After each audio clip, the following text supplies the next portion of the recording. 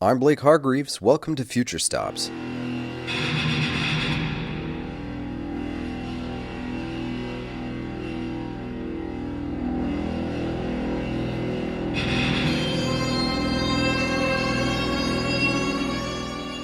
You're hearing the music of Hampus Lindwall, resident of Brussels, organist at Église-du-Saint Esprit in Paris, improviser, performer, and emerging techno artist, whose collaborations with the old guard of the pipe organ world and contemporary art circles defy simple categorization. Lindwall's musical journey contains all of the twists and turns you'd expect from someone with such an eclecticism of interests and abilities. Like other past Future Stops guests, he started playing music on a very different instrument before the organ found him. I started to play the electric guitar when I was a kid because my elder brothers, they were doing music, so I was just wanted to play with them. So I started the guitar, which was kind of one of the things that were around. I played a lot of rock music, then I got into jazz, funk, but also heavy metal, a lot of different things actually. And the organ came a little bit later. I met a friend of my father's who's an amateur organist, and he took me to a church when I was around 15 years old, and it was in the middle of the night. He had the keys. We went in. It was pitch dark. We went up to the organ, and I saw this big thing with pipes everywhere, keyboards everywhere, like buttons, pedals, drawbars, God knows. And I thought, that's what I'm gonna do now. What did this mean for your guitar playing? Like how would was it about the volume of the organ? Was that sort of the connection, or was it just something completely new? In the end, the two instruments are quite similar. They're really loud. It's an impressive instrument in a way, and I think that's what I found. I found interesting. I also found interesting that this friend of my father's who showed me the organ, he was just jamming on the organ, and that seemed so different from other classical instruments, where it seemed more like you had to play scores and learn things. But he was just pulling out some stops and started playing and created music instantly, and I thought that was a very interesting thing. And I understood later that that was quite singular in classical music, and that's something that is really proper to the organ. Well, so then I got into learning the organ when I started taking lessons when I was maybe 16, and then I went to a high school that was for it was like a special high school in Sweden for people who was either talented in mathematics or music or literature. And then I could get piano lessons there, so I had piano lessons and guitar lessons, and I continued to play then the electric guitar. And then I started to study mostly Bach in the beginning of the organ because it was so fascinating to have all this repertoire there that you could learn so much from, that I could transpose to whatever else I was doing. So I was really into Bach, Messiaen also, and some early music that I also found really interesting. And before long in the conservatory, you began to get into some more experimental contemporary practices. Were there any specific influences or inspirations that you had to pursue this route? I think I um, since I started music, it was to create things.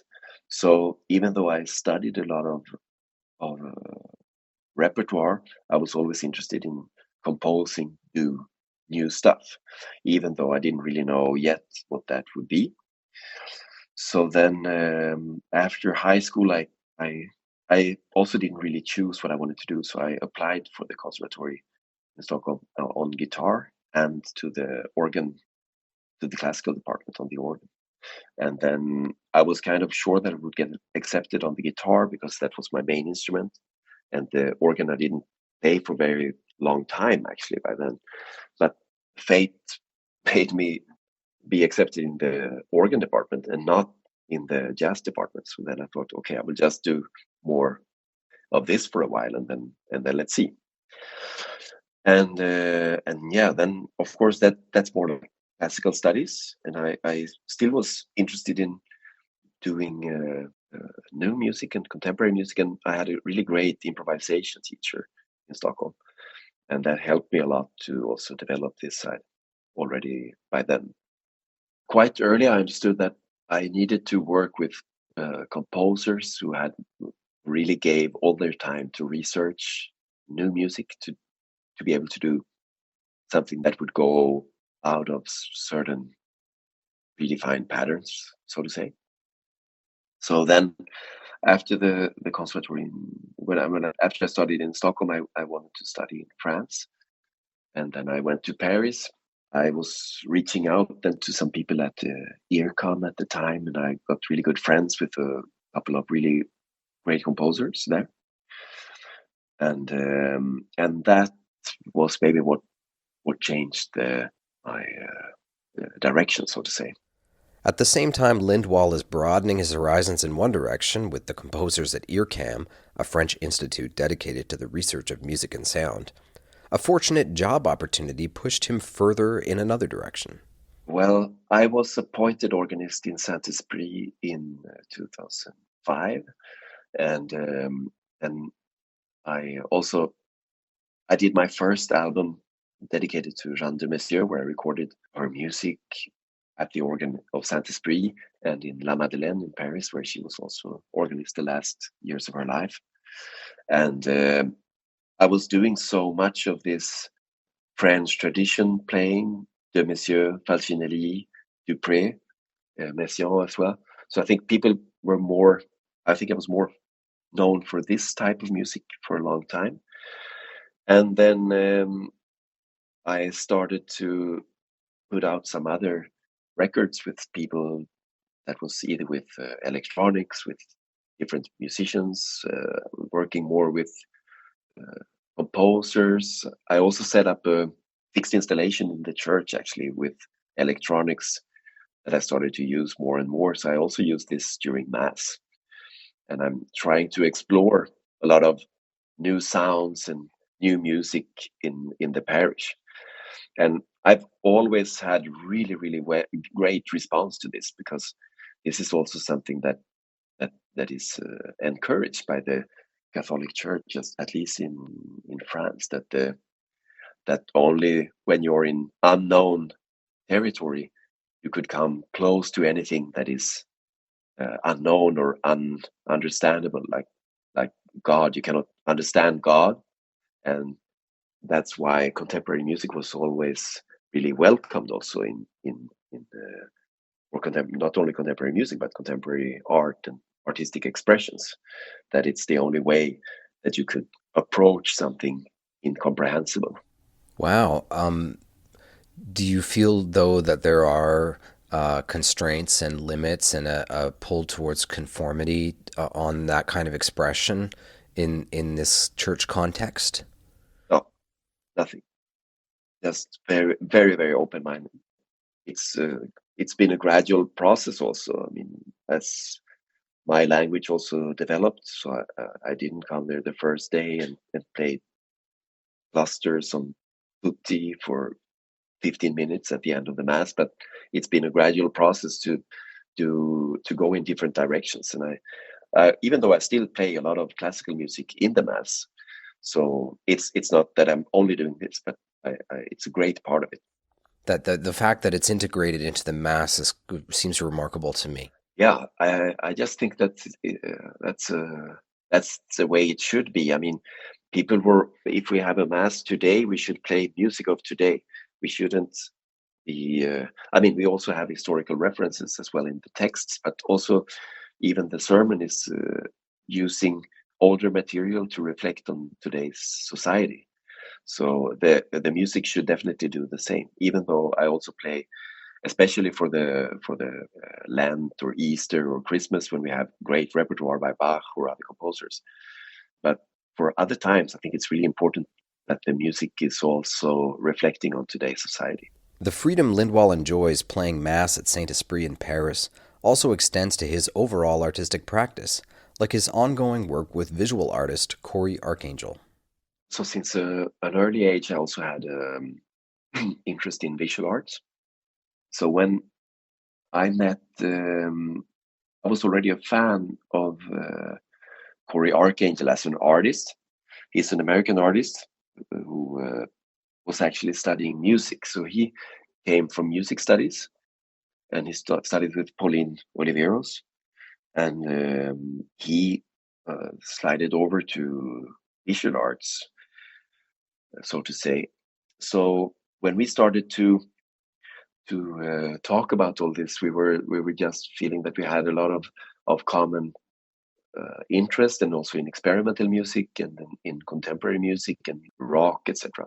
So I asked Corey if he didn't want to write something for the organ, and then we kind of started to collaborate on a piece. I think I transcribed another piece first that he did for some other instruments that I played at the concert, and then he wrote one piece for me, and then we started to have people getting interested in this. So we got a commission for Art Night London to do a concert with where we had a budget also to invite other composers. We started to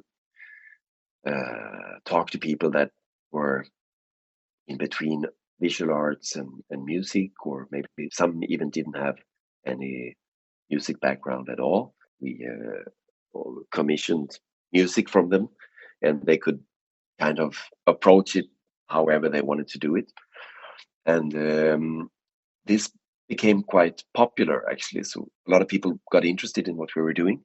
So we also had a second edition of this last year, but it was during the Corona pandemic. So we had a total online experience with project project room in New York.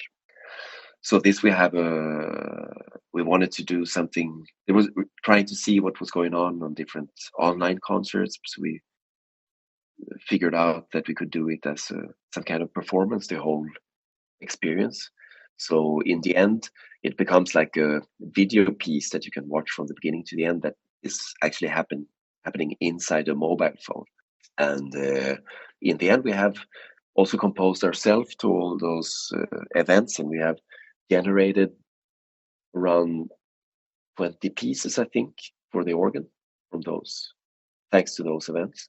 And some of them are maybe difficult to perform or so because they were done for a special occasion, but there's several pieces that I've been performing, and now people are also asking to get the scores to perform them as well. So it's been a successful kind of work together, and we're now planning on making a third version of this. So it was a good connection, a good collaboration because of this side of you that's open to all of that. It seems like very rare that a musician is playing sacred music every week in church, also interested in popular culture and experimenting with new music forms in the church context. It seems like a lot of people who come from the conservatory or play in church feel like they're not really permitted to explore all of these different areas, or that they're somehow need to stay separate. And what gives you permission to do all of this? I think it's really important to see the quality of the work from people. If you look at really great works of art, you would have some Bach music there. You would have Michael Jackson's Thriller, which is a masterpiece from the beginning to the end. I mean, there's nothing to do. This album is just like a masterpiece. It would be here 1,000 years from now, people will still be talking about it, and it doesn't matter that it's considered popular culture. I think there's many things in between. It's very important to see beyond the image of things and understand the true meaning. that's been a big problem for Catholicism, since we are speaking about this, because in the bourgeoisie, so to say, you often have kind of, because it's a fetishism, you have a type of appearance in church, with appearance of iconography, the way you're dressed, what you're doing, etc. But to really go into the depth of your belief, it's a different story. And I think that's something that is quite similar to really understand why you like, where you can really appreciate the quality of a work. And I think one of the reasons for this is that with everything that you can appreciate, you have to understand, you have to have the keys to understand it. And this is something that people often don't really understand, that those are different languages. And you learn, when you go to a conservatory, you play a lot of classical music, you study everything, you get the tools for deciphering classical music. But this doesn't give you the tools to decipher a techno album. You have to listen to a lot of techno music to understand which are the albums that are actually canonic, and that will become. But if you know this, that doesn't gives you the clues to decipher Schumann's music. So you have to learn every type of language to be able to appreciate it. So if I say, would you prefer this poem or this other poem that is in Chinese, you would prefer the one in English. But it's not because it's better, it's just because you don't understand the language. And it's really the same thing with music. Lindwall's generous and open-minded approach to creation is evident in the combinations of instruments and sounds he employs in his work, creating entirely new languages that interface traditional instruments with modern technologies. So with this piece, Brace for Impact, I mean, there's many things. Basically, it's some kind of wrestling match between the organ and the electric guitar. And you have this, I discovered that this electric guitar app on the iPad, that I was working on something else actually, that you could do this super long glissandi, which you cannot really do maybe for real. So I thought that was kind of an interesting sound. And then I thought, maybe if I try to play this on the organ, because this Xenakis has used this a lot with these really long slides, etc. And I wanted to do something on the organ together with it, just to see that actually you can't really, you see that the instruments are heavy to manipulate in their own ways. So I can only do chromatically on the organ. And then I kind of patched this together in a composition, like a computer program.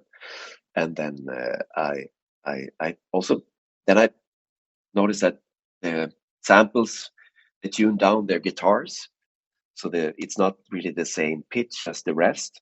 So I thought, okay, I have to maybe change this too. And then I started to think that, yeah, maybe I shouldn't, because if you think of, you have this a lot in like early sample-based music, like in hip hop, for instance. Biggie has this like boom, boom, boom, boom, boom, boom, boom, boom, where the bass is goes on an E, and then you have Biggie, Biggie, Biggie, can't you see? Sometimes your verses hypnotize me. It's in G sharp minor, and nobody ever cared that it wasn't in the same tonality, and it just works perfectly. So I thought, why shouldn't I try to do it like this? So that's what I'm also doing here. So nothing really matches, and I kind of like the effect that gave also.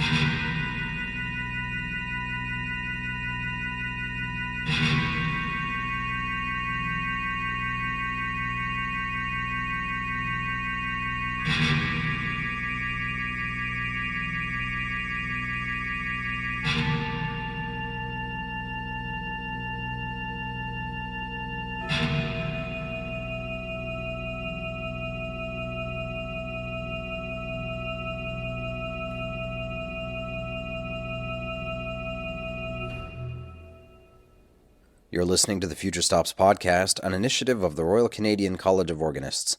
My name is Blake Hargreaves, and I'm your host as we explore the world of the 21st century organ. We just heard today's feature piece, Brace for Impact, by Hampus Lindwall, a recording of the world premiere of the piece at Musica Strasbourg in 2020. Through working in both the religious and contemporary music worlds, Lindwall manages to see beyond the constraints of both, creating works which not only defy categorization, but whose existence openly questions it. I don't think there is such thing as religious or non-religious music. I mean, it's definitely an